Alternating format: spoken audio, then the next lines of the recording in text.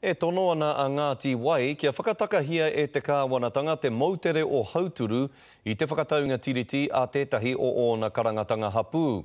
Hei tā tētahi o ngā koeke o Ngāti Wai a Hori Parata, me tango ia hauturu i taua whakataunga ki te kore e oti. Hauturu he motu iti kei te moana o tīkapa. Ko Ngāti Wai te iwi, ko Ngāti Manuhiri te hapū, hioi no ai te mana whenua ki tēnei mautere. Ko te motu nei, ki te iwi whānui o Ngāti Wai.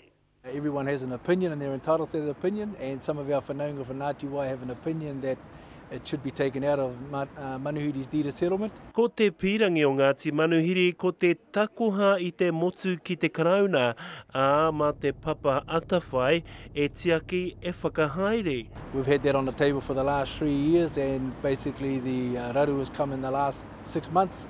Hioi ko te pirangi tonu o te iwi o Ngāti Wai, ko te mautere tonu, me ngā kōiwi o te iwi, kei reira e oki ana. Tō mātiu hia te kāwana, e whakahoki mai.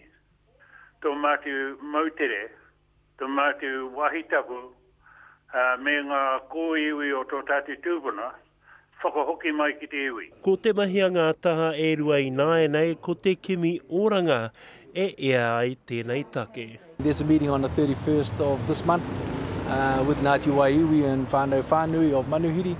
And we'll probably all come together and have a good conversation at that hui, and along with the Ngāti Wai Trust Board that have called the meeting. I te mutunga iho ko Ngāti Manuhiri a Ngāti Wai, ko Ngāti Wai a Ngāti Manuhiri, and Zach Pikia, te karere.